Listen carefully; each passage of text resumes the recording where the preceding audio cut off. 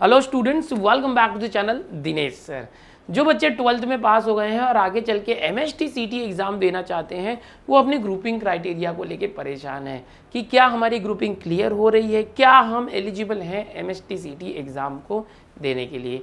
तो आज इस वीडियो में इसी बात पर डिस्कस करेंगे और आपका कन्फ्यूजन क्लियर करने वाले हैं। तो बच्चों बता दूं, ये ग्रुपिंग का क्राइटेरिया जैसे MST CT जो एग्ज़ाम है एग्रीकल्चर, फार्मेसी और इंजीनियरिंग के लिए होता है, BTech के लिए।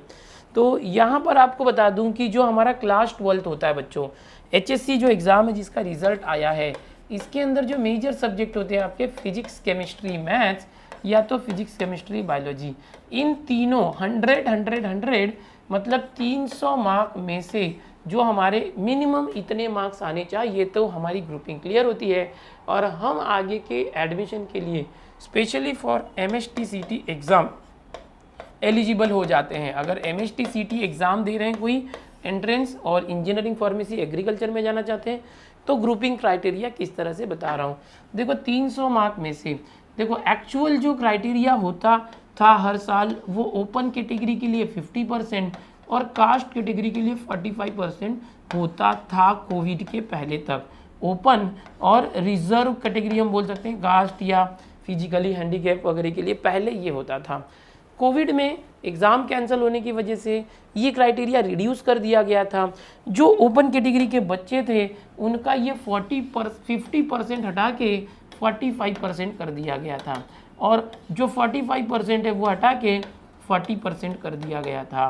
पिछले साल बच्चों को इसी ग्रुपिंग क्राइटेरिया के आधार पर एडमिशन मिला था। एक्चुअल में अगर 50% की बात करें तो 300 में से 150 मार्क होते हैं और अगर हम बात करें 50% या तो अगर हम 45% की बात करें तो यहाँ पर 300 में से 135 मार्क्स होते हैं। तो ये रिजर्व कैटेगरी को कम से कम 135 मार्क्स लाने होते थे कोविड के पहले और ओपन कैटेगरी को 150 मार्क्स। बट ड्यूरिंग 2020-21 एग्ज़ाम जब एग्ज़ाम कैंसिल हो गई तो CT एग्ज़ाम पोस्टपोन्ड हुई और एक डिसीजन लिया गया कि ये जो क्राइटेरिया 50% का है इसको रिड्यूस करके 45% ओपन कैटेगरी के लिए किया जाए और जो रिजर्व कैटेगरी है उसके लिए 40% किया जाए। तो ये एक डिसीजन लिया गया एजुकेशन एंड टेक्निकल मिनिस्टर जो हैं उदय सामंत के जरिए। तो पिछले साल तक दो जो एग्ज़ाम हुई, पिछले साल 2021 की जो एग्ज़ाम हुई स्पेशली, उसके पहले भी 2020 के टाइम पे, तो ये क्राइटेरिया रखा गया था। अब इस क्राइटेरिया में मार्क्स कितने हो जाते हैं अगर हम देखें तो 300 में से 135 मार्क्स ये हो जाते हैं ओपन कैटेगरी को एंड रिज़र्व कैटेगरी के लिए यही जो मार्क्स हैं, रिज़र्व की बात कर रहे हैं हम, रिज़र्व कैटेगरी के लिए यही मार्क्स जो है 120 हो जाते हैं 300 में से। तो अब इस साल क्या है 2022-23 के एडमिशन के लिए क्या क्राइटेरिया है वो बताइए।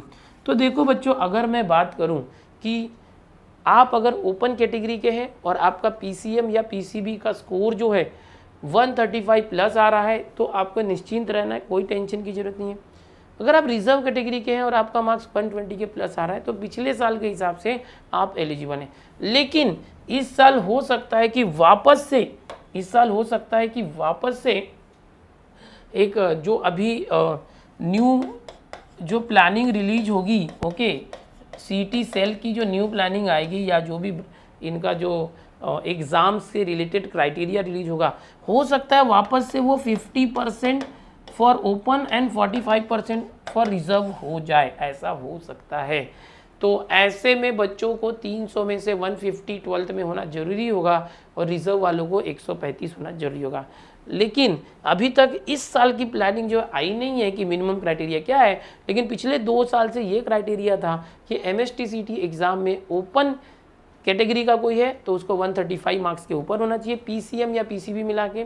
कभी कभी ग्रुपिंग क्राइटेरिया अगर यहाँ से कम पड़ रही है ना, अगर कोई बाइफोकल स्टूडेंट है, कंप्यूटर साइंस या इलेक्ट्रॉनिक्स है, तो वहाँ के मार्क्स भी यहाँ पर ऐड हो जाते हैं रिजर्व कैटेगरी के लिए 120। तो ये भी याद रखना, अगर यहाँ कुछ मार्क्स कम पड़ रहे हैं तो आपका ये मैथ्स या बायोलॉजी सब्जेक्ट के बदले कंप्यूटर साइंस के मार्क्स को लेके ग्रुपिंग पूरी की जा सकती है।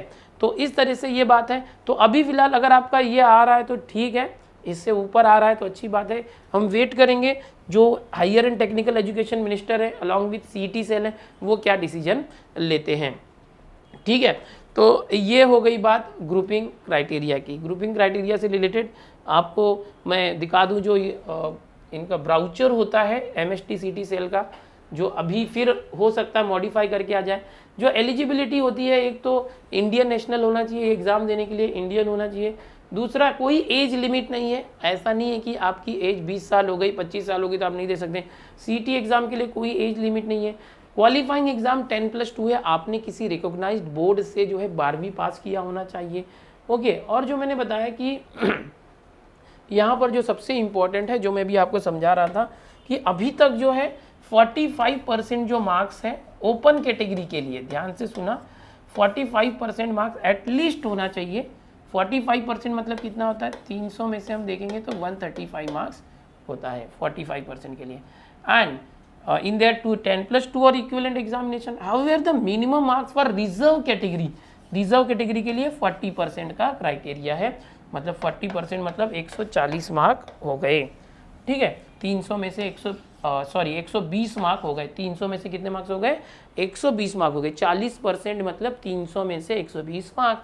45% मतलब 300 में से 135 से ज़्यादा होना चाहिए, ये मिनिमम क्वालिफाइंग जो मैंने आपको बताया है। तो अगर अभी बहुत सारे बच्चे ऐसे भी हैं जिनको ऐसे लग रहा है कि सर मेरी तो ग्रुपिंग क्लियर नहीं हो रही है, मेरी तो ग्रुपिंग क्लियर। अच्छा, इसमें मैं बता दूं, हो सकता है कि इस साल कुछ नया रूल आ जाए, इनके ब्राउचर में CT सेल की तरफ से नया अनाउंसमेंट हो जाए, हो सकता है यही क्राइटेरिया रखा जाए, हो सकता है बदल दिया जाए, हो सकता है कि ये क्राइटेरिया ही हटा दिया जाए, तो कुछ भी हो सकता है। अब उसका वेट करना है, जैसे मैंने बोला, अब इसी को पकड़ के नहीं चल सकते, नहीं दिनेश सर ने बोला था करके, ऐसे नहीं पकड़ के चलना है। अभी समझो कोई बच्चा है जिसको सिर्फ 120 से भी कम है, 135 से ही कम है, अब वो परेशान है, यार ये भी होगा तो मेरी ग्रुपिंग नहीं हो रही है। तो ऐसे बच्चे क्या कर सकते हैं कि री एग्ज़ाम जो होता है वो दे सकते हैं।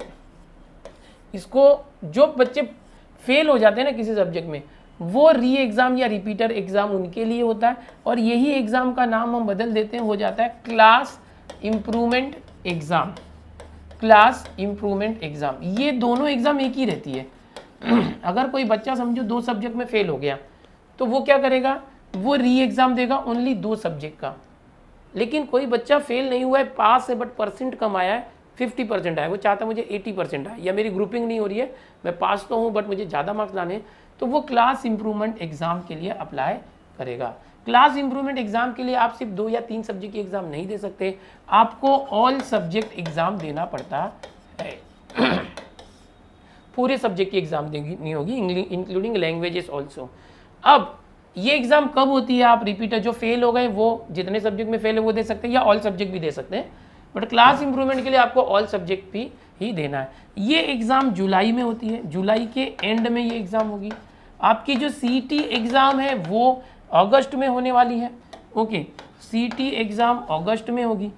तो अगर किसी बच्चे का ग्रुपिंग क्राइटेरिया क्लियर नहीं हो रहा है तो उनके पास एक ऑप्शन है कि वो लोग फॉर्म भर सकते हैं क्लास इंप्रूवमेंट एग्ज़ाम का। कब भरना होगा ये फॉर्म, तो अभी दिस वीक में ही एक बोर्ड की तरफ से अभी नोटिस जारी हो जाएगा, और इस हफ्ते में ही आपको अपने ही कॉलेज में जाके विजिट करना है। आप जा सकते हैं मंडे वगैरह को, जा सकते हैं मंडे ट्यूसडे को, और जाके वहाँ बताना है कि मुझे रिपीटर एग्ज़ाम देना है। रिपीटर एग्ज़ाम जो फेल हो जाते हैं वो देते हैं, या आप पास हैं, आपको अपने परसेंटेज को बढ़ाना है तो आप क्लास इंप्रूवमेंट बोलेंगे। वहाँ पर क्लास इंप्रूवमेंट ऑल सब्जेक्ट होता है, ठीक है। जो 2 सब्जेक्ट में फेल है वो अगर चाहें कि मैं सारे सब्जेक्ट के दूँ तो भी दे सकते हैं। तो आप वहाँ बताएंगे मुझे क्लास इंप्रूवमेंट एग्ज़ाम देना है, तो आपके जो क्लर्क होंगे कॉलेज के, आपका जो मार्कशीट का जेरोक्स है वगैरह जो भी है, आधार कार्ड का कॉपी है, वो सब ले लेंगे, फ़ोटो की कॉपी वगैरह, और आपसे कुछ पैसे लेंगे उस फॉर्म को फिलिंग करने के लिए। नेक्स्ट वीक में जाइए अपने कॉलेज में, बात कर लीजिए, वो आपका डॉक्यूमेंट जमा करके वो खुद ही ऑनलाइन भर देंगे। आप किसी दूसरे कॉलेज से नहीं भर सकते, उसी कॉलेज से भरेंगे। तो ये हो गया, आपने अप्लाई कर दिया इसी जून महीने में इस एग्ज़ाम के लिए। तो ये एग्ज़ाम कब होगी, 12th की क्लास इंप्रूवमेंट की जुलाई में होगी। ये 12th की एग्ज़ाम जुलाई के अंदर होगी। जुलाई में आप बोर्ड एग्ज़ाम देंगे वापस से जैसे था वैसे, और अगस्त में आप CT एग्ज़ाम देंगे। तो CT एग्ज़ाम की तैयारी चालू रखिए। इन दोनों का रिजल्ट जो है अगस्त एंड या तो सितंबर के 1st-2nd वीक में आएगा, और सितंबर से ही जो है आगे का एडमिशन प्रोसेस चालू होने वाला है। तो ऐसे में अगर आपकी ग्रुपिंग नहीं हो रही है तो भी आपका साल वेस्ट नहीं होने वाला है।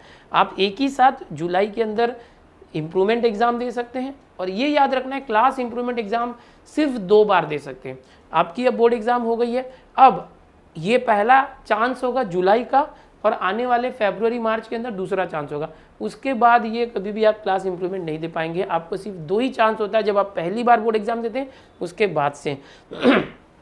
तो बच्चों अब ये जुलाई 2022 और ये सीटी अगस्त, तो ये एग्ज़ाम देके फिर आप आगे एडमिशन हो जा सकते हैं। होप सो आपको समझ में आया। मैंने यहाँ पर इस वीडियो में ग्रुपिंग क्राइटेरिया के बारे में बात की। लेटेस्ट अनाउंसमेंट बाकी है, बट अभी तक यही फॉलो हो रहा था। अगर कोई लेटेस्ट अनाउंसमेंट नहीं आता तो ये ही ग्रुपिंग क्राइटेरिया फॉलो होने वाली है, और इस तरह से आप क्लास इंप्रूवमेंट एग्जाम दे सकते हैं। होप सो आपको ये वीडियो पसंद आए हो, जानकारी मिली हो, आपके कन्फ्यूजन क्लियर हुए होंगे। तो आप क्या करें, इस वीडियो को लाइक कर दो, अपने दोस्तों में, अपने कॉलेज के ग्रुप में शेयर कर दो। पूरी जानकारी डिटेल में मैंने दी है, और चैनल पर पहली बार आए तो चैनल को सब्सक्राइब जरूर करना। मिलते हैं इस तरह के बहुत सारे इन्फॉर्मेटिव वीडियोज़ में।